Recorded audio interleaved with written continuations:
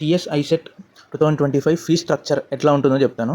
అంటే నేను ఒక ఎంబీఏ స్టూడెంట్. సో నేను ఉన్నప్పుడు ఒక 2 years బ్యాక్ ఎట్లుందో ఫీ స్ట్రక్చర్ జస్ట్ ఆ పర్సంటేజెస్ చెప్తాను, ఎంత గవర్నమెంట్ కట్టింది, ఎంత నేను కట్టాను.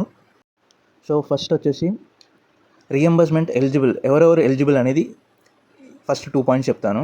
ఇన్కమ్ బిలో 2 lakhs ఉండాలి. మీ ఇన్కంలో కొంతమంది పెట్టించుకుంటారు, వాళ్ళ ఫాదర్ ఇన్కమ్ 2 lakhs అబవ్ ఉందనుకో రీఎంబర్స్మెంట్ రాదు, అండ్ స్కాలర్షిప్ కూడా ఎలిజిబుల్ కాదు. ఇన్కమ్ బిలో 2 lakhs ఉండాలి.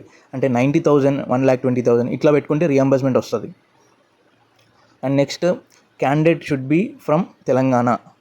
ఆంధ్ర నుంచి ఎవరైనా వచ్చి రెసిడెన్షియల్ అడ్రస్ ఆంధ్ర నుంచి ఉన్నా, ఇక్కడ హైదరాబాద్లో ఎంబీఏ చేద్దాం అనుకున్నా కూడా, ఎంసీఏ చేద్దాం అనుకున్నా కూడా వాళ్ళు ఎలిజిబుల్ కారు రీఎంబర్స్మెంట్కి.